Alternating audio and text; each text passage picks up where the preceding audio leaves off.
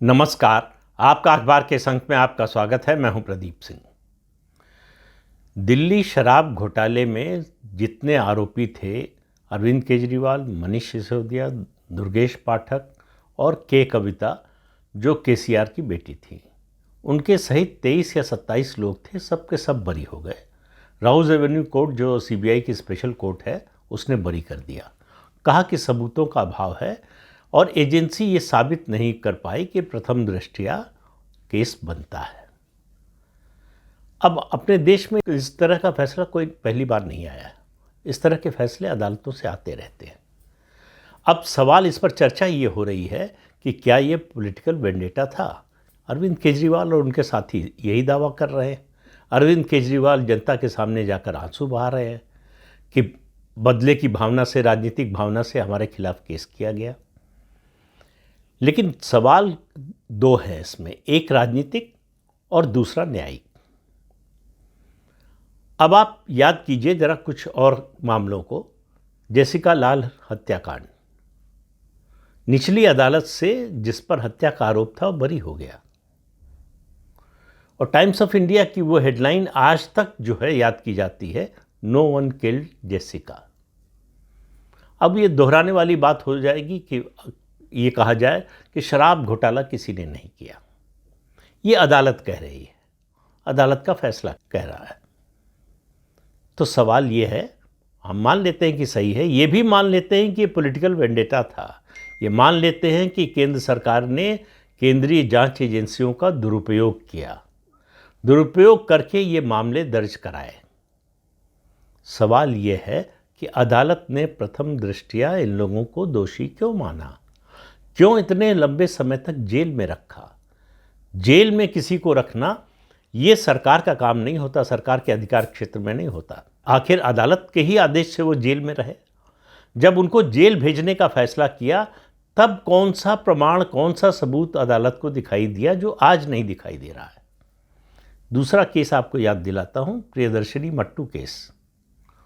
हत्या का आरोपी लोअर कोर्ट से बरी हो गया। बहुत हंगामा मचा, फिर से केस खुला, हाई कोर्ट ने फिर से उसकी सुनवाई की और जो हत्या का आरोपी था उसको सजा हुई। तो ये पहला मामला नहीं है जिसमें लोअर कोर्ट से आरोपी बरी हो जाए और हाई कोर्ट से फिर सज़ा मिले। ये मामला हाई कोर्ट में जाएगा, वहाँ से सज़ा मिलेगी कि नहीं मिलेगी मुझे नहीं मालूम, लेकिन ये कुल मिलाकर सवाल उठाता है हमारी न्याय प्रणाली पर कि ऐसा कैसे होता है कि जिस व्यक्ति को लोअर कोर्ट निरपराध मानता है, सारे आरोपों से बरी कर देता है, उसको हाई कोर्ट या सुप्रीम कोर्ट सजा देता है। आखिर कानून तो वही पढ़ते हैं लोअर कोर्ट के जज भी और हाई कोर्ट और सुप्रीम कोर्ट के जज भी। संविधान तीनों के लिए एक ही है। तो कैसे फैसला बदल जाता है? और फैसला बदल जाता है तो किसी एक की तो गलती है। चीफ जस्टिस ऑफ इंडिया जवाबदेही की बात कर रहे हैं एनसीईआरटी की किताब के मामले में। जुडिशियल प्रोसेस में जवाबदेही का मुद्दा कब तय होगा? किसी निर्दोष व्यक्ति को आप 6 महीने, 1 साल, 1.5 साल, 2 साल जेल में रखने का आपको क्या अधिकार है? किस आधार पर जेल में रखा, उसके लिए किसकी जवाबदेही है? अगर मामला था तो फिर बरी कैसे हो गए?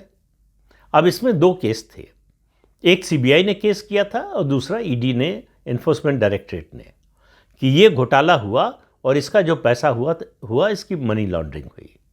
और ईडी ने क्या सबूत दिए थे? ईडी ने जो हवाला ऑपरेटर जिसके जरिए गोवा चुनाव के लिए आम आदमी पैसा ले गई थी, उसका बयान, उसके ट्रांजैक्शंस। उसके अलावा अरविंद केजरीवाल जिस 5 स्टार होटल में गोवा चुनाव के दौरान रुके, उसका बिल किसने पे किया था, उसके ट्रांजैक्शन डिटेल्स, बैंक डिटेल्स, किस किस तरीके से गोवा चुनाव में किसको किसको पैसा कैश दिया गया और किसको इलेक्ट्रॉनिक ट्रांसफ़र के जरिए दिया गया, इसका सबूत पेश किया कि ये मनी लॉन्ड्रिंग का पैसा था जो इस चुनाव में इस्तेमाल हुआ। अब एक दुविधा वाला मामला है कि सुप्रीम कोर्ट के 2 तरह के फैसले हैं कि अगर प्रेडिकेट ऑफेंस यानी पहला केस भ्रष्टाचार का या लेन देन का नहीं बनता है, क्विड प्रोको का नहीं बनता है, तो फिर जो है वो ईडी का केस मनी लॉन्ड्रिंग का नहीं बनता है कि जब भ्रष्टाचार हुआ ही नहीं तो मनी लॉन्ड्रिंग कैसे हुई। लेकिन ऐसा भी फैसला है सुप्रीम कोर्ट का कि प्रेडिकेट ऑफेंस हो या ना हो, लेकिन ईडी जो है केस फाइल कर सकती है, केस चला सकती है। ईडी का केस अभी खत्म नहीं हुआ, उसका फैसला नहीं आया। लेकिन कुछ लोगों का, कानूनी जानकारों का मानना है कि प्रेडिकेट ऑफेंस जो है वही जब खारिज हो गया तो फिर ईडी का केस कहाँ स्टैंड करेगा। अब सवाल जो है, फिर शुरू में जो मैंने कहा कि दो है, एक न्यायपालिका से जुड़ा हुआ, दूसरा राजनीति से जुड़ा हुआ। बहुत से लोग कह रहे हैं कि अरविंद केजरीवाल बरी हो गए और उनकी राजनीति में वापसी हो गई, सारे पाप धुल गए, सारे आरोप खत्म हो गए, उनकी छवि फिर से निर्मल और उज्जवल हो गई। जो लोग ये बात कहते हैं वो दरअसल इतिहास को भूल जाना चाहते हैं या इतिहास को याद नहीं रखना चाहते। बोफोर्स का क्या कांड याद कीजिए। बोफोर्स में आखिर तक ये साबित नहीं हुआ कि राजीव गांधी ने खुद रिश्वत ली थी। बोफोर्स कांड में ये साबित हुआ कि दलाली ली गई थी। किन लोगों ने ली, कितना कितना लिया, ये सब साबित हुआ। ये अलग बात है कि जो उसका मास्टरमाइंड था, एक तरह से कह लें, या मुख्य दलाल था, ऑट्टावियो क्वात्रोची, वो सोनिया गांधी के दूर के रिश्ते में आता है। वो यहीं रहता था, कुछ लोग तो कहते हैं 10 जनपद में काफ़ी समय रहा, दिल्ली में रहता था। उसको जैसे ही अदालत से साबित हुआ कि उसने दलाली ली है, भगा दिया गया। उसका लंदन में जो अकाउंट था जिसमें पैसा गया था दलाली का, उसको सीबीआई ने फ्रीज करवा दिया।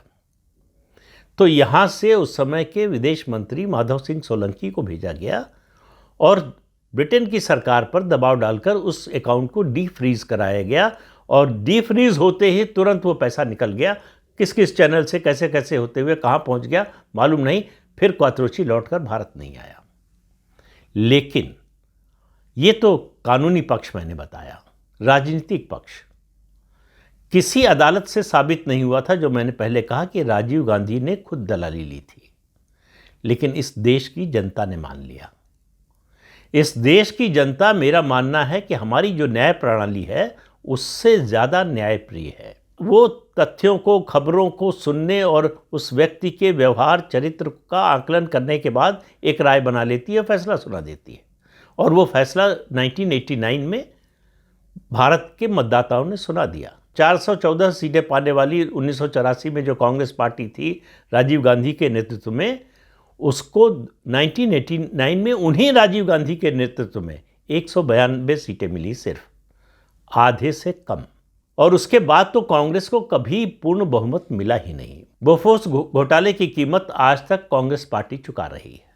भ्रष्टाचार का वो जो दाग लगा वो आज तक वो धुला नहीं है।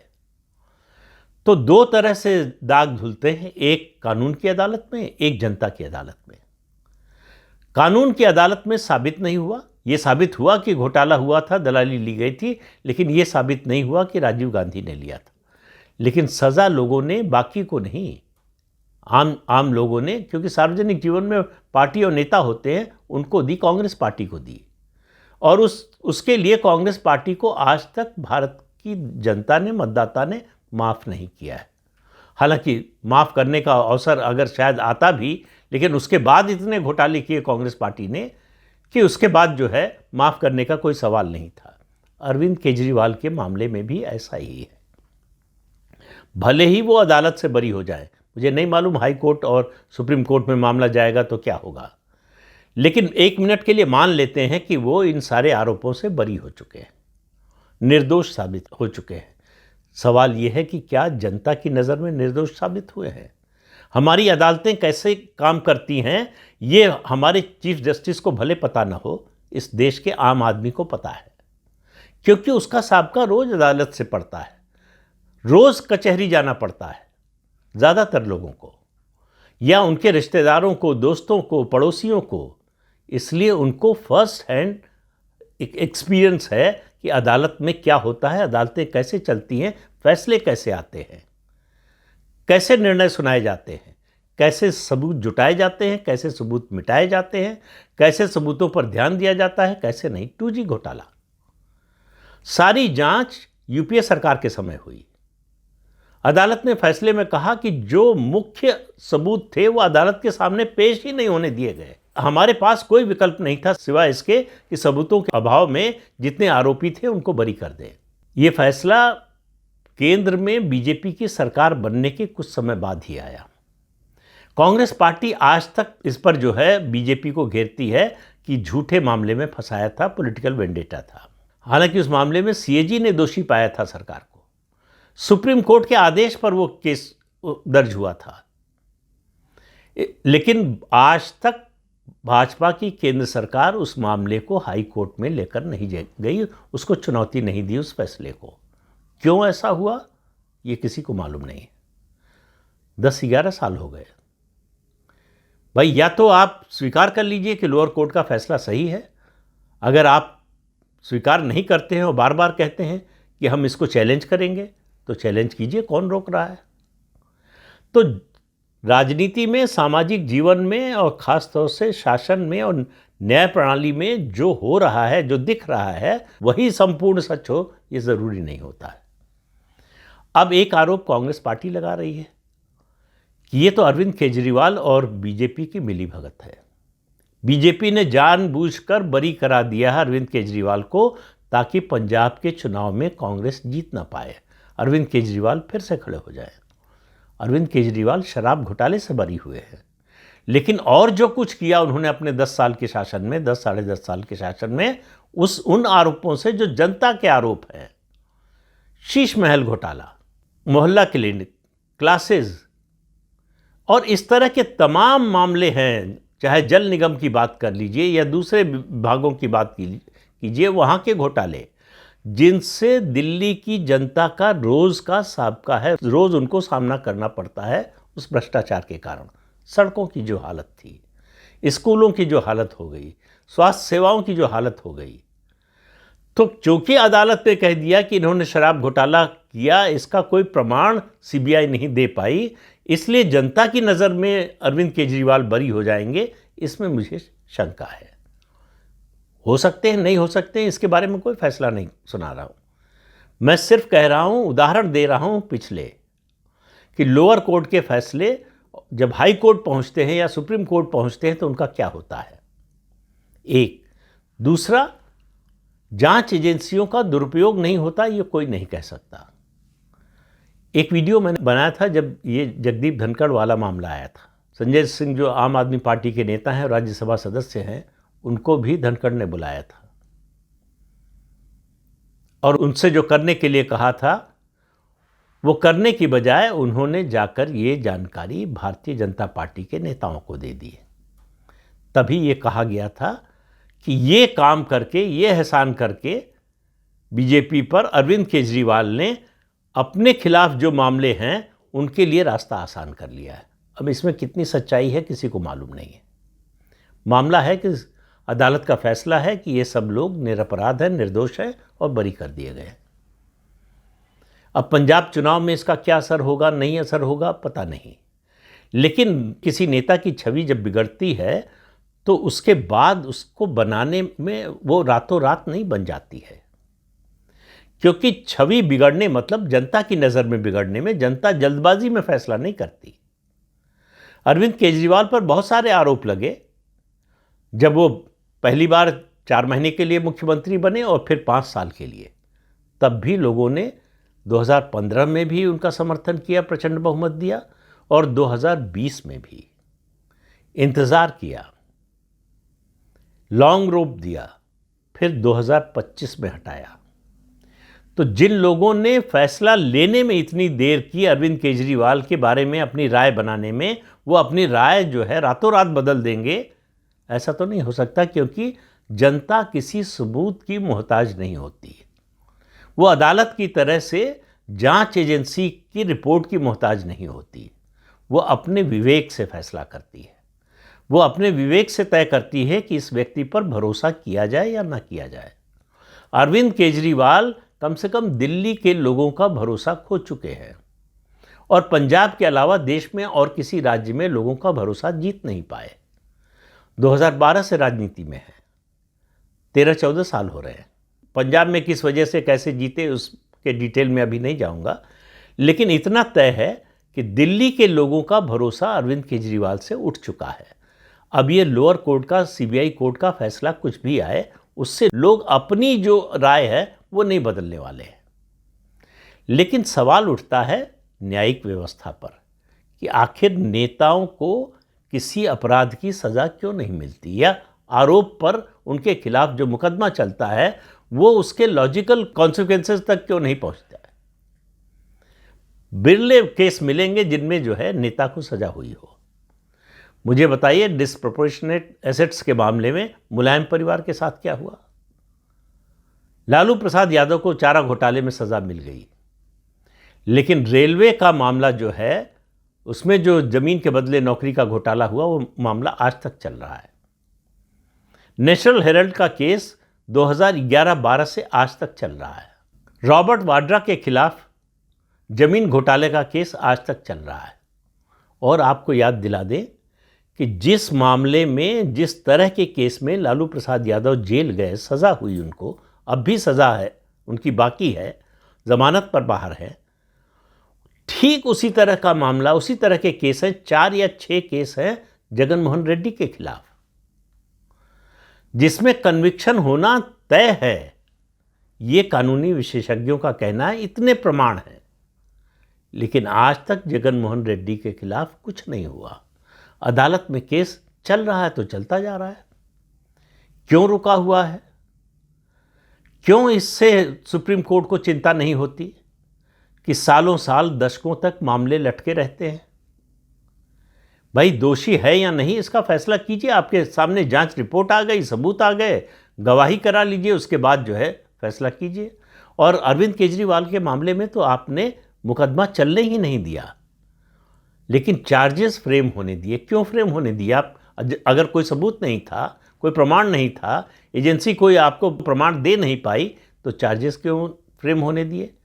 और चार्जेस फ्रेम होने दिए तो मुकदमा क्यों नहीं चलने दिया?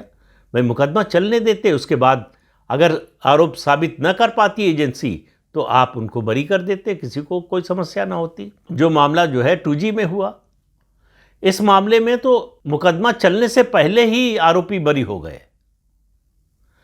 तो ये गंभीर प्रश्न उठाता है हमारे देश की न्याय प्रणाली पर।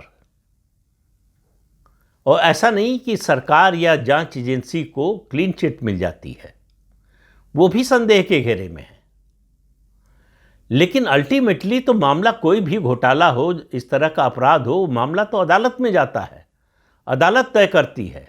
अदालत ने पहले दिन क्यों नहीं कहा कि इसमें कोई मामला नहीं बनता? एजेंसी कुछ साबित नहीं कर पाई है। जिन नेताओं को इतने समय तक जेल में रखा, उसका भुगतान कौन करेगा? किस आधार पर उनको जेल में रखा गया, इसकी जवाबदेही कैसे तय होगी? जिनको आज आप निर्दोष बता रहे हैं, उनको आप ही ने जेल में रखा, तो क्यों जेल में रखा? उसके लिए क्या आप पर कोई दबाव था? क्या आप दबाव में काम करते हैं? अभी आपने बरी कर दिया तो क्या किसी दबाव में बरी कर दिया? किस पक्ष का दबाव था? और अदालतों में कैसे फैसले होते हैं, कैसे काम होता है, ये इस देश का आम आदमी बहुत अच्छी तरह से जानता है। उसको बताने समझाने की ज़रूरत नहीं है। उसको किसी पॉलिटिकल पार्टी, किसी नेता, किसी वकील, किसी जज के राय की ज़रूरत नहीं है, क्योंकि वो रोज़मर्रा की ज़िंदगी में उसको झेलता है, महसूस करता है, उसको भुगतता है। इसलिए अरविंद केजरीवाल का मामला एक दो तरह से चलेगा। एक तो कानूनी रूप से, अगर हाई कोर्ट में सीबीआई चैलेंज करती है, जो कि उम्मीद है करेगी ही, और दूसरा राजनीतिक रूप से। अब राजनीतिक रूप से सबके जो है हित अलग अलग हैं। केजरीवाल एंड कंपनी को लग रहा है हम तो निर्दोष साबित हो गए, तो हम ईमानदार हैं। फिर से अरविंद केजरीवाल दावा करेंगे कि मैं कट्टर ईमानदार हूँ। जरा पंजाब की सरकार देख लीजिए, मालूम हो जाएगा कितने कट्टर ईमानदार हैं। कांग्रेस का दावा है कि ये बीजेपी ने सब गड़बड़ किया, जांच एजेंसियों को ठीक से काम नहीं करने दिया, अरविंद केजरीवाल और बीजेपी के बीच कोई समझौता हो गया है। लेकिन सवाल यह है कि मामला असली है क्या? वो घोटाला हुआ कि नहीं हुआ? अगर नहीं हुआ तो ये लोग जेल में क्यों रहे? और हुआ तो ये निर्दोष क्यों हुए, साबित हुए, बरी क्यों हो गए? इस सवाल का जवाब कभी मिलेगा नहीं। अदालतों के ऐसे फैसलों के जवाब कभी मिलते नहीं। लेकिन इसकी वजह से न्याय प्रणाली पर लोगों का भरोसा रोज बरोज कम होता जा रहा है, और इसकी चिंता अगर सुप्रीम कोर्ट नहीं करेगा तो एक दिन ये अविश्वास उसके दरवाजे पर आएगा, और ये अविश्वास उसके दरवाजे पर अभी भी दस्तक दे रहा है। आप दरवाज़ा खोले ना खोले, आप आधी रात को आतंकवादियों के लिए दरवाजे खोल देते हैं सुप्रीम कोर्ट के, लेकिन आम आदमी के लिए दरवाजे हमेशा बंद रहते हैं, क्योंकि उसके पास पैसा नहीं है, पहुंच नहीं है। तो इसलिए उसको जो है निचली अदालत से जो भी फैसला मिल जाए उसी से संतोष करना पड़ता है। यह ज़्यादातर लोग तो ये जानते हुए कि न्याय मिलेगा ही नहीं, अदालत में जाते ही नहीं। तो इस अंक में इतना ही। अगले अंक में फिर मिलेंगे किसी नए मुद्दे के साथ। तब तक के लिए अनुमति दीजिए। आपसे अनुरोध है कि चैनल देखिए, शेयर कीजिए, लाइक कीजिए और सब्सक्राइब जरूर कीजिए। नमस्कार।